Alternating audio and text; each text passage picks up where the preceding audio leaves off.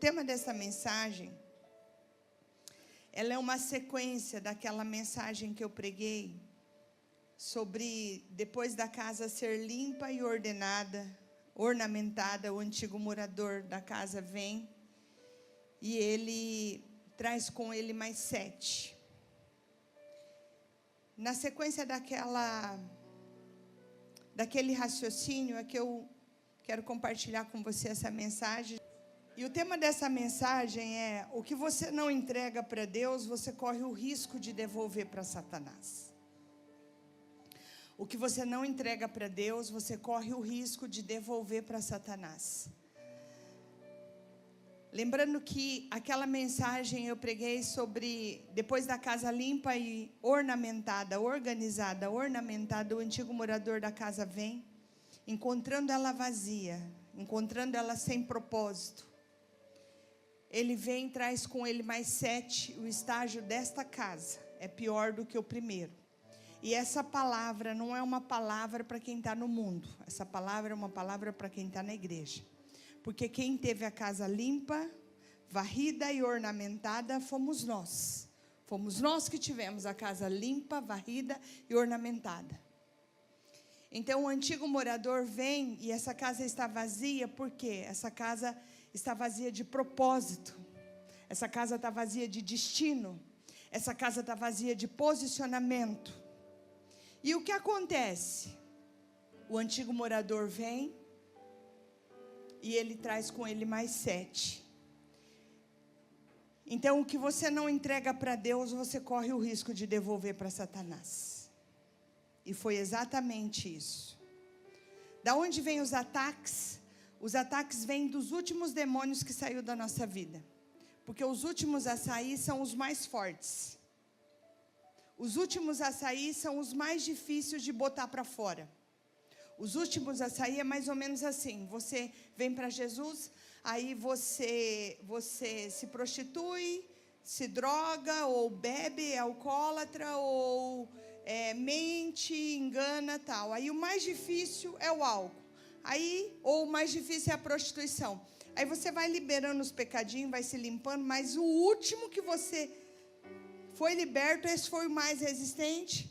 Esse foi o último mais difícil de você arrancar da tua vida. O último que foi o último a sair é o primeiro que volta. Amém, gente? Fica atento. Eu venho como mãe espiritual dessa casa orientar os filhos. Como uma mãe aconselha os filhos: filho, fique atento a isso. Amém?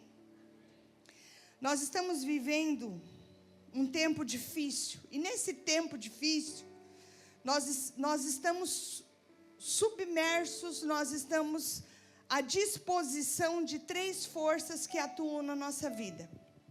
Tudo que eu e você, todo o arranque que nós damos por 3 forças. Ou nós damos um arranque pela força do diabo, ou nós damos um arranque pela força de Deus, ou nós damos um arranque por decisão própria, porque o homem tem força. A força do homem, o livre-arbítrio, o desejo dele. Então essas 3 forças, elas são usadas para a gente realizar qualquer escolha, para a gente ir para qualquer caminho. Essas 3 forças vêm para que você tome uma decisão. Ou vem a força do diabo, ou vem a força de Deus, ou vem a força, o teu desejo, a força do homem, no próprio homem. A força do diabo, ela vem de uma maneira, e você vai pegando aí, ela oprime uma pessoa. Ela vai bombardeando, oprimindo, até o homem se render à sugestão do diabo. Até que o homem aceita, concorda, decide e tem então uma atitude maligna. Pode até ser possuído por um demônio, mas ele não começa com a possessão, ele começa com a opressão. Ele vai oprimindo. Eu queria usar o exemplo de João capítulo 13, versículo 2, pode colocar para mim? Esse exemplo, ele foi durante a ceia, que diz assim: durante a ceia, tendo já o diabo posto no coração de Judas Iscariotes, filhos de Simão, que traísse Jesus. Veja bem, a Bíblia fala que o diabo foi colocando isso no coração. Foi fazendo como? Foi trabalhando na emoção de Judas, foi falando.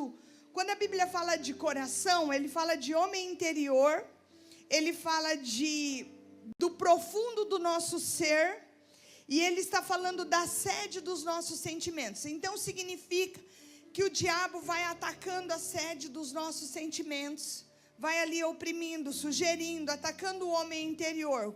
E como ele ataca? Com várias falas do tipo assim: poxa, Judas, você trabalha e não tem salário.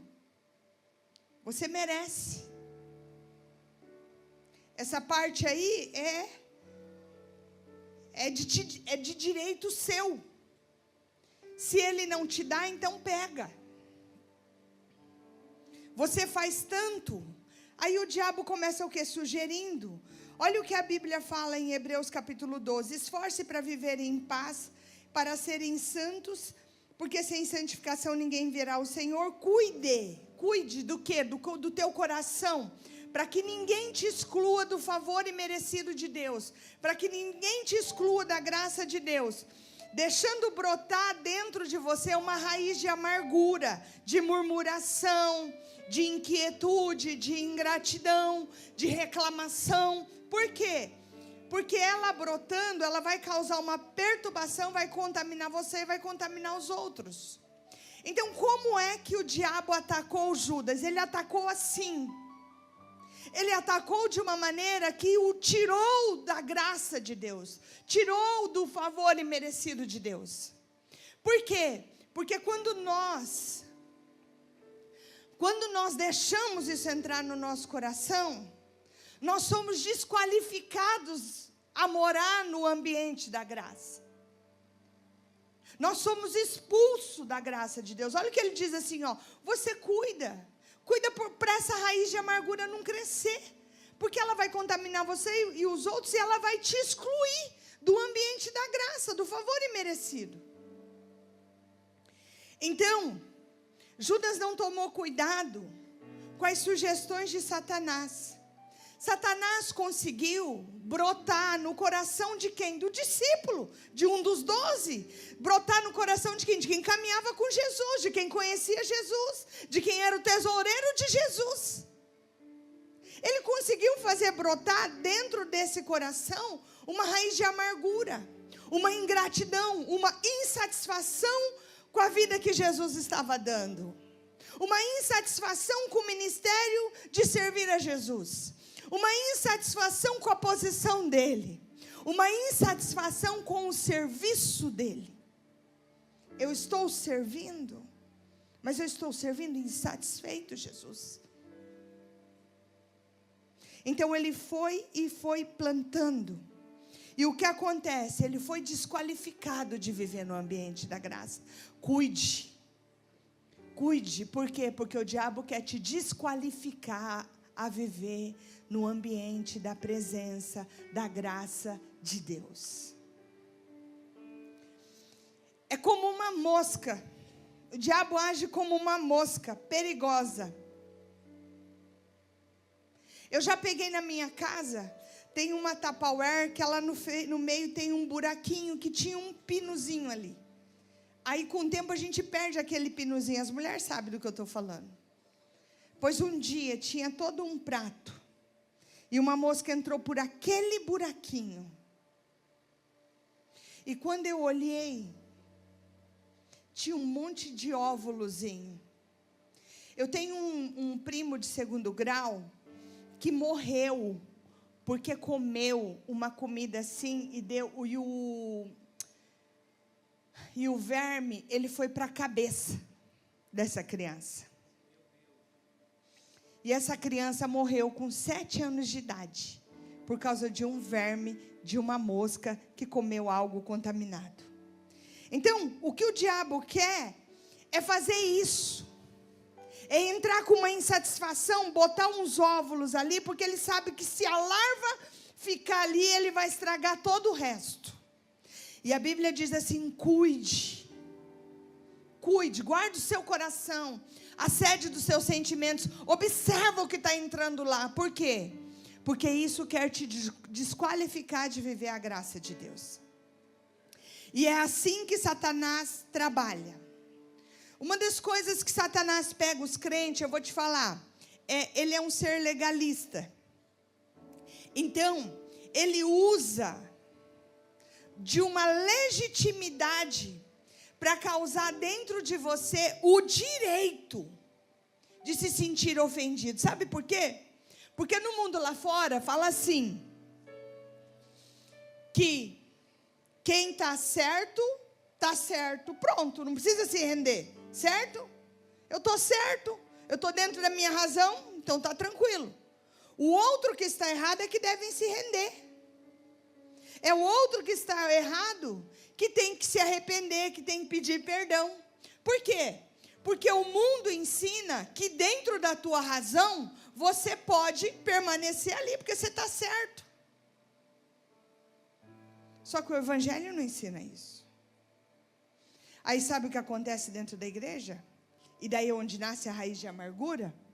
É porque daí você está vivendo uma vida certa. Aparentemente está tudo certo.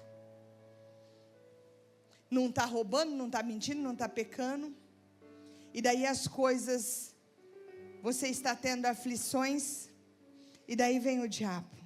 Ué, mas agora você não é um dizimista? Agora que você acertou tudo, tua vida virou do avesso? Usando o quê? Usando a legitimidade da tua entrega. Porque, aprenda uma coisa, igreja. O diabo usa de tudo para te desqualificar. Ele usa até o certo que você faz. Ele usa tudo de certo que você faz. E não é de agora não. É desde Jó, que é o livro mais antigo da Bíblia. Ué, não é esse aí? Não é esse aí que é íntegro, fiel, honesto? Gente, o que ele usou contra Jó? Ele não tinha nada de errado para usar contra Jó. Ele não tinha isso aqui para dizer, mas o que ele usa? Ele usa tudo que Jó faz de certo na vida. É só para você saber que estar certo não te tira da oportunidade de viver aflições. Porque Jesus já disse, no mundo vocês vão ter, eu também tive. Mas se você vier após mim, eu venci todas elas e você vai vencer também. Então o diabo ele usa até das coisas certas que você faz para trabalhar uma raiz de amargura, de ingratidão, de inquietude, de estar vivendo no lugar da graça de Deus. Por quê? Porque ele quer te tornar inadequado. Ele quer que a murmuração tome conta da tua vida, a reclamação. E Satanás veio tentando, tomando os sentimentos de Judas até que ele conseguiu. Bombardeou, até que ele conseguiu. Eu queria te fazer uma pergunta. O que faz de 12 discípulos Satanás mirar um e falar esse? Qual é a base de escolha de Satanás? O que ele vê dentro de 12 que ele não viu na vida dos outros 11? O que faz Satanás escolher um grupo para bombardear até conseguir entrar? O que faz Satanás escolher alguém? Empenhar força. Por que não foi Tiago? Por que não foi Mateus? Por que não foi André? Por que foi Judas? Você já se perguntou? Por que foi Judas? O que tinha na vida de Judas que fez Satanás acreditar que ele poderia fazer uma parceria perfeita e ser Judas o cara que ia trair Jesus e entregar Jesus? O que Satanás vê na vida de alguém que faz ele ser alvo do bombardeio de Satanás. O que Satanás conhecia da vida de Judas, que ele não errou na escolha. Que ele não errou na escolha. O que pode ter na sua vida e na minha vida, que pode fazer Satanás escolher a mim e a você, no meio da igreja? O que tem na nossa vida? O que Satanás sabia sobre Judas, que a Bíblia não fala? O que Satanás sabe da nossa vida, que ninguém sabe? Eu estou falando aqui para você como uma mãe que cuida dos filhos. Não quero que você se sinta acuado, mas você precisa entender que existem algumas coisas na nossa vida que talvez ninguém saiba, mas que Satanás sabe. Existe alguma fragilidade na barreira que Satanás olha e fala assim: aqui, eu vou bombardear, eu vou bombardear, eu vou bombardear, até romper. Aqui eu sei que vai romper. O que tem aqui que ele vai, eu vou oprimir, eu vou oprimir, eu vou oprimir, até conseguir. Até conseguir a parceria.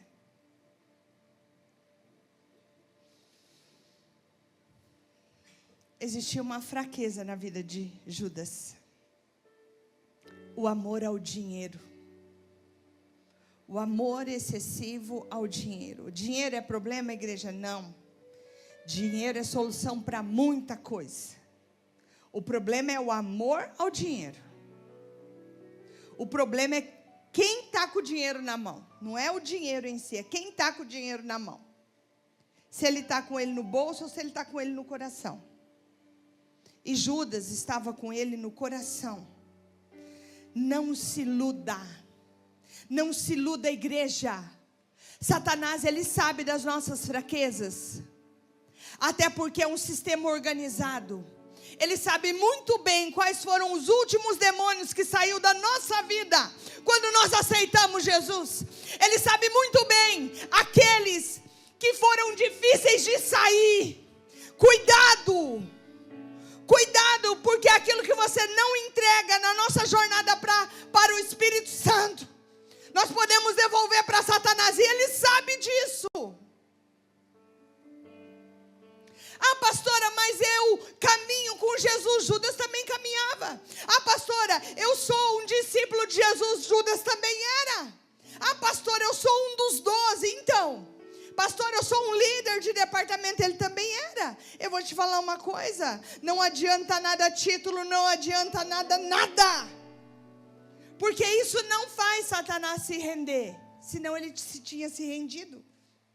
Ele não tinha atacado um dos 12. Eu ando com Jesus, tá, mas você anda como? Como você anda com Jesus? Você anda reclamando? Eu ando com Jesus, mas ando como? Insatisfeito com a direção que Ele está me dando. Eu ando com Jesus, mas ando como? Reclamando. Poxa, Jesus, você está demorando. Você não disse que ia fazer? Por que não acontece? Você anda com Jesus como? Reclamando de tudo. Sabe o que a reclamação faz? A murmuração, ela move um lado do teu cérebro que nós deveríamos não atuar. A murmuração move o teu cérebro a visitar todas as áreas de insatisfação da sua vida, ou para os cristãos, não cumprimento daquilo que Deus te prometeu, porque quando você vai verbalizar uma reclamação, nós precisamos visitar todas as áreas de insatisfação da nossa vida, para a gente pôr em palavras. Então a murmuração, ela move o pior lado do homem. ela move a pior parte do cérebro. Ela te leva a ver o ruim das pessoas, ela te leva a ver o ruim da família, ela te leva a ver o ruim do trabalho, ela te leva a ver o ruim da vida com Deus. Ela te leva a ver o ruim da vida da igreja. Sabe o que aconteceu com Judas? Ele viu o ruim da vida ministerial. Ele viu o ruim de servir Jesus. Ele serviu insatisfeito, ele serviu reclamando. E eu te provo na Bíblia, Jesus, mas para quê? Pega isso aí e vende, dá para os pobres. Reclamando do direcionamento do líder, Jesus. Dizendo, eu no teu lugar eu não faria assim, Jesus. Eu venderia e dava aos pobres. Mas a Bíblia relata porque era ele que cuidava da sacola. Dá aos pobres não, dá ao bolso dele.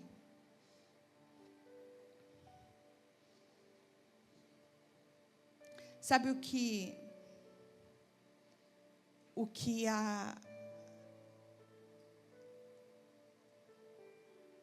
visão, qual é a visão daquele que o diabo vai entrando no coração faz? Eu gosto muito de um exemplo, que tem o seu José e a dona Maria, e eles estão casados, e eles sentam para tomar café. E daí o seu José senta para tomar café, eles moram num condomínio, não tem muro. E daí ele olha e fala, a Maria olha e fala assim, nossa José, você viu? Que mulher porca essa nossa vizinha. A roupa dela branca toda encardida. É muito suja. Não sei como que uma mulher se presta a um serviço desse. Lavar uma roupa e deixar uma roupa tão encardida assim. Aí um belo dia, essa mulher senta para tomar o café com José e ela olha. E ela fala, nossa, até que enfim essa mulher aprendeu a lavar roupa. A roupa dela está branquinha. Aí José olha para a cara dela e fala, não Maria, foi eu que lavei a janela.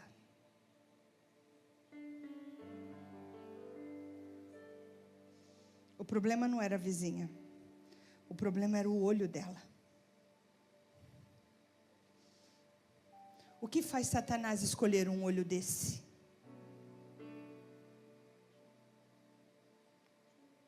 O que tinha na vida de Judas? Que ele sabia que ele podia oprimir, ele ia conseguir entrar. João 13, 27 diz, tão logo Judas comeu o pão, Satanás entrou. Tão logo Judas comeu o pão e Satanás entrou nele. O que você está para fazer, faça depressa, disse-lhe Jesus. Agora não é mais possessão, agora não é mais opressão, agora é possessão. Foi construindo até que virou possessão. Satanás usou a força dele. Veja bem, eu estou falando de 3 forças que atuam. Satanás usou a força dele para atuar, para oprimir. Satanás usa a força dele para fazer você vomitar e depois que você vomitou, ele usa a força dele para fazer você comer o vômito de novo.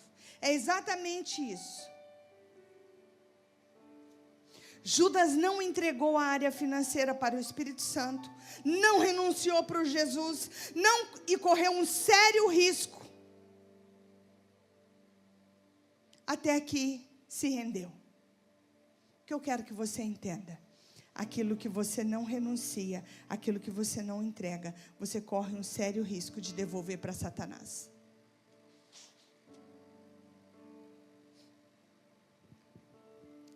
Eu declaro que esta noite é uma noite de entrega. Eu declaro que o Espírito Santo começa a passear dentro do teu ser agora. Ele começa a trazer uma revelação. Nós temos orado para que Deus dê discernimento à igreja. Eu declaro que esse Espírito Santo que traz discernimento, começa a trazer esse discernimento sobre a tua vida, sobre o teu coração. Ele começa a passear na sede dos seus sentimentos no teu interior. E ele começa a denunciar as obras do diabo. Ele começa a denunciar onde está sendo plantada uma raiz de amargura, onde a mosca sentou com seus ovos. Eu entrega. E se o tema dessa mensagem é aquilo que você não entrega para o Espírito Santo, você pode devolver para Satanás. Eu, no reino do Espírito, eu denuncio toda a ação do diabo, e o Espírito Santo traz clareza sobre a igreja. E aquilo que você precisa entregar no teu coração no decorrer da mensagem, você já começa a fazer a tua entrega, você já começa a renunciar isso, porque o Espírito Santo está te mostrando, ele está denunciando as obras das trevas, ele está mostrando aonde está sendo alojado a mosca para estragar toda a tua vida.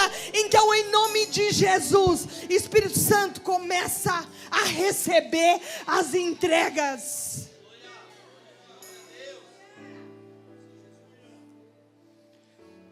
Essa noite é uma noite de entrega.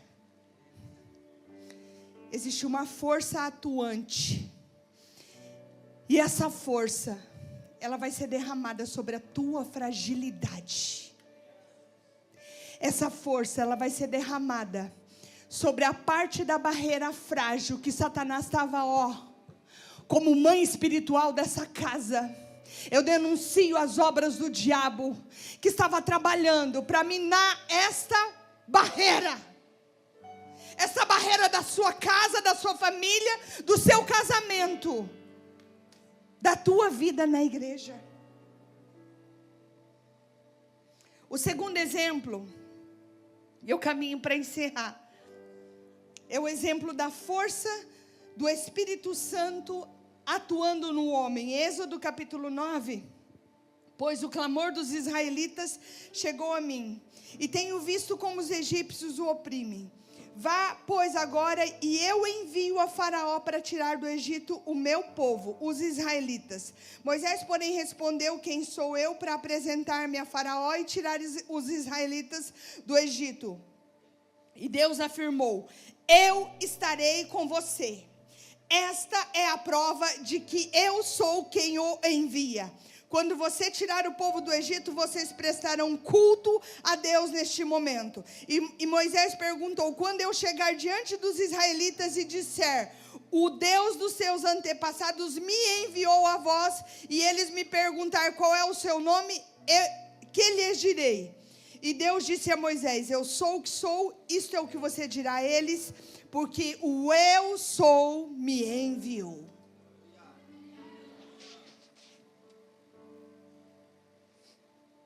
Esse texto é o texto quando a força de Deus atua sobre a vida do homem. Moisés, ele recebe uma influência da parte de Deus para cumprir um propósito. Nós vivemos momentos, mesmo sentindo incapaz, vem uma força de Deus.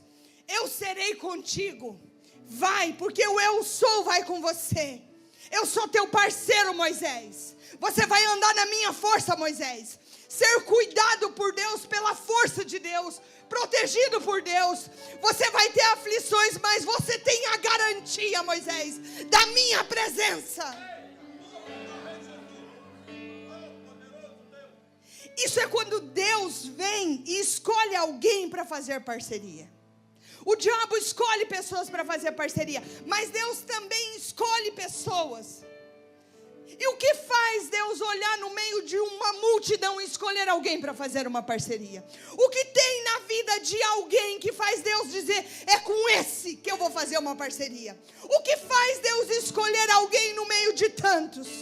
Com certeza a entrega, com certeza a confiança acima da circunstância, com certeza a capacidade de obedecer em meio às aflições, a capacidade de obedecer em meio às perseguições, com certeza a dependência absoluta e total de Deus.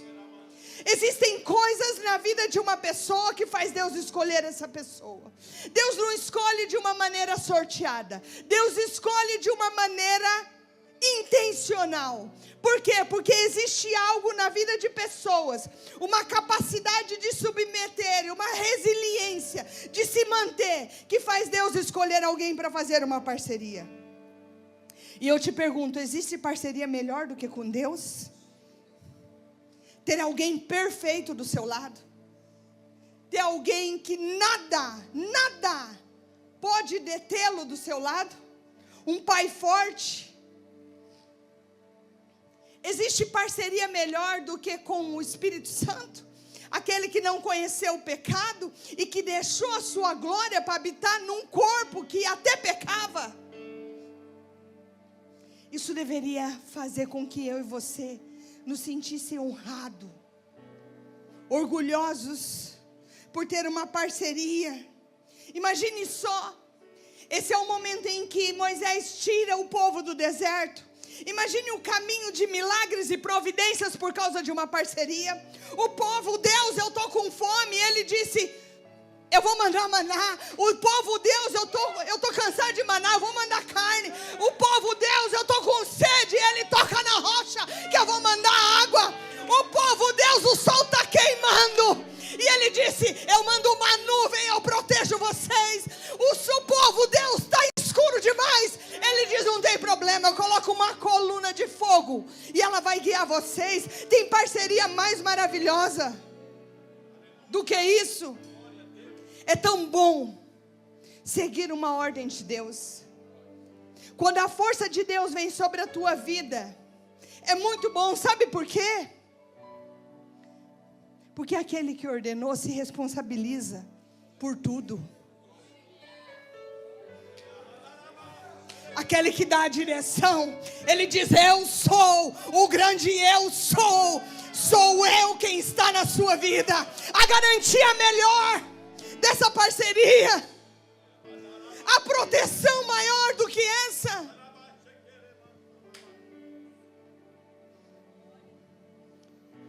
Mas o que arrebata o coração de Deus, igreja, não é a obediência. O que arrebata o coração de Deus é no meu livre-arbítrio escolher obedecer.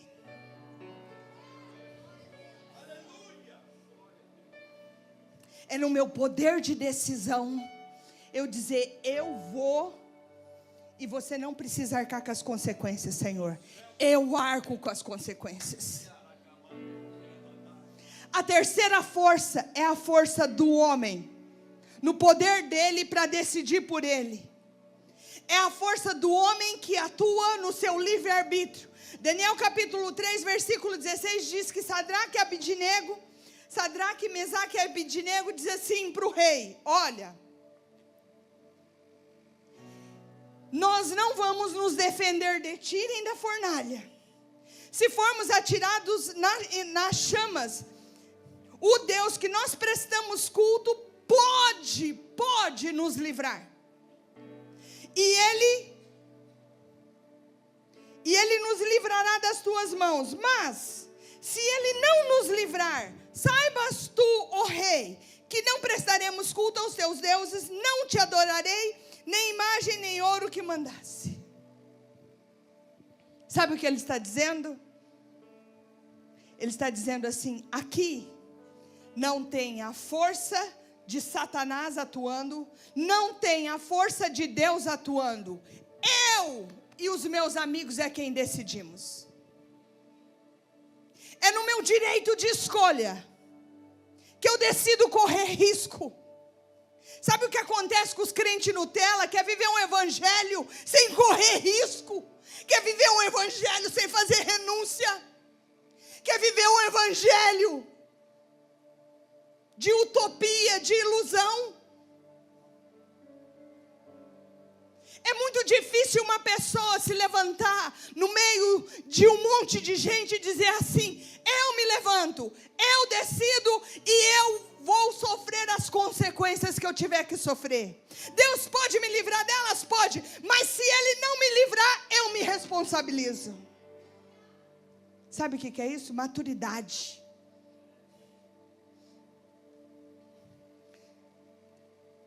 Daniel disse, nós não vamos negociar, nós não vamos fazer parceria com Satanás. Deus não me falou nada, que disse que ia me livrar. Ele pode me livrar, mas se Ele não me livrar, minha atitude não muda. Livrando Ele é Deus, não livrando, Ele continua sendo Deus. Sabe o que isso chama? Sabe como chama isso, igreja? Sacrifício voluntário. Sacrifício voluntário, ele traz autorresponsabilidade. Sabe por quê? Porque nós queremos que seja a vida assim. Não, ai, tadinho, tá desse jeito, é o diabo. Nossa, é a ação de Deus. Ele tá bem, é a ação de Deus. Nós queremos viver essa vida. Ou é o diabo que é responsável, é Deus que é responsável, e você? Ah, eu sou marionete do diabo. Pois é, Deus não fez marionete. Ele não fez marionete nem por Ele mesmo, porque Ele poderia ter feito eu e você sem direito de escolha, mas Ele botou uma árvore no meio. Ele botou um direito de escolha no meio. É isso que eu tenho para a tua vida. Só que se você tocar, você pode perder tudo isso. Sabe o que é isso? É um Deus que não faz marionete. É um Deus que quer uma vida de autorresponsabilidade. Sabe por quê? Porque você conviver com alguém. Imagine só, numa ilha, tá eu e meu marido, não tem mais mulher nenhuma e não tem mais homem nenhum. Será que ele está comigo e me ama por amor? Ou será que é porque não tem escolha? Agora, coloca o meu marido num lugar onde tem 1000 mulheres. E ele chega e fala: eu escolho você, meu bem. Tem diferença? Tem diferença? Pois é isso que Deus quer. Você não escolhe Ele porque você não tem opção. Você não se levanta por Ele porque você não tem opção. Se você quiser não se levantar, você fica sentado. Mas se você quiser se levantar, você diz assim: Senhor, eu tenho autorresponsabilidade pela minha escolha. Eu posso ter aflições, mas eu vou ter um bom ânimo, porque Jesus teve um bom ânimo e venceu as coisas. Eu também vou vencer. Sabe o que o Senhor quer? Ele quer que você se levante, não só com obediência, mas como sacrifício voluntário. Deixa eu contar algo para vocês aqui. Em dezembro, eu fiz a minha renúncia profissional. O salão vai continuar em outro lugar, lá perto da onde já foi, lá atrás. Eu passei anos, porque quando eu me converti na palavra de dízimo e oferta. E quando eu tive uma visão, eu falei: Deus, por que você me prosperou tanto? Eu nunca fui dizimista e nem ofertante. Aí Deus disse assim para mim: eu te prosperei, porque um dia você vai se preocupar com a minha obra. Eu sabia que ia ter um dia que eu ia levar o Isaac e ele ia dizer assim: é hoje. Então eu passava todo o ano da minha vida, todo final de ano eu fazia uma reflexão, e eu vinha para o culto, nesse dezembro, e eu falava assim: Deus, eu trouxe meu Isaac, se você disser mete a faca, eu estou preparada. Aí Deus falava assim para mim: vai para casa, filha, com o teu Isaac. Eu pegava meu Isaac e voltava mais um ano. No outro dezembro eu vinha e falava: Deus, eu trouxe meu Isaac de novo. Se o Senhor falar aceita, eu meto a faca. Aí Deus falava para mim: volta com o teu Isaac de novo. E chegou um tempo que Deus parou de falar. Sabe o que Ele disse para mim? Eu não vou falar nada. Eu falava: Deus, eu sou obediente. Fala que eu faço. E Ele disse assim: eu não falo mais nada. Sabe por quê, filha? Para esse nível que a gente está indo, eu não quero uma atitude de obediência. Porque na atitude de obediência, você vai ter aflição financeira, você vai ter vários tipos de aflição depois da tua entrega. Sabe o que você vai fazer? Você vai virar para mim e vai dizer assim: não foi você que mandou eu sacrificar o Isaac? Olha aí agora os problemas que eu estou vivendo. Sabe o que Deus disse para mim? Eu não quero uma atitude de obediência, porque você vai me responsabilizar das aflições que você vai viver. Eu quero sacrifício voluntário. Você mete a faca nele o dia que você achar que deve meter. Só que saiba que de todas as circunstâncias ou aflições que você viver depois disso, é responsabilidade sua. Você, no seu livre-arbítrio, você escolheu fazer. Vocês estão me entendendo, igreja? Então para de viver como se tem Deus e o diabo na tua vida. Só. Você escolhe. Você decide. Você escolhe o cordeiro. Você escolhe o Isaac. Você faz o sacrifício. Você é quem sabe o que você tem que deixar para você viver um novo tempo com Deus. O que Deus espera de mim e de você é que você se levante essa noite e diz assim: Deus, eu entendi que o que eu não me entrego para o Espírito Santo, eu posso devolver para Satanás.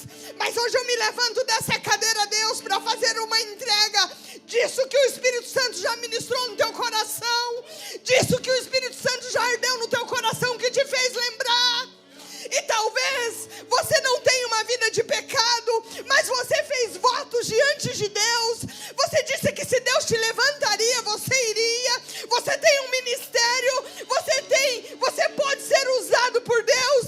Existem pessoas esperando você ficar pronto, e você senta na cadeira e não se apronta. Por quê? Porque eu não quero correr risco, eu não quero me envolver com pessoas. E você diz: eu estou esperando Deus falar, pois Deus me trouxe aqui nessa noite para dizer para você que Ele não vai falar. É você que decide. Dentro do seu livre-arbítrio, você se levanta e diz assim: Senhor, eu arco com as consequências da minha escolha, porque eu não sou menino, e eu quero viver uma meninice. Deus quer que você cresça. Se coloque de pé, igreja.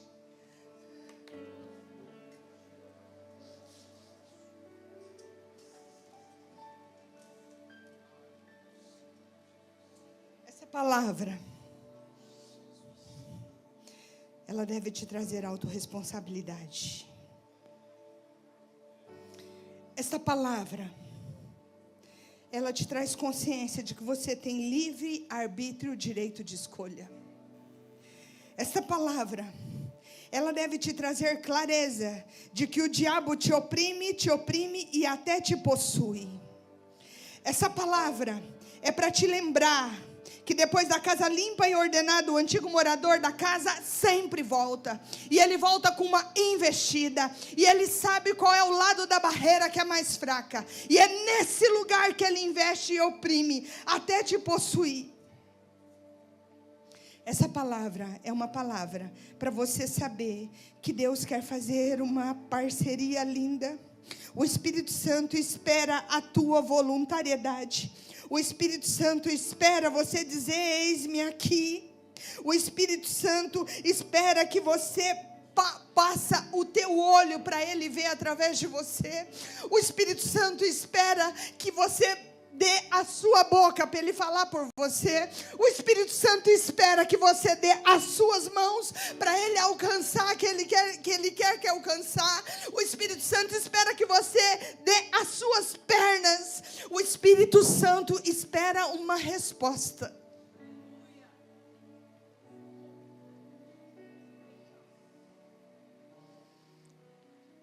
Pode cantar um louvor.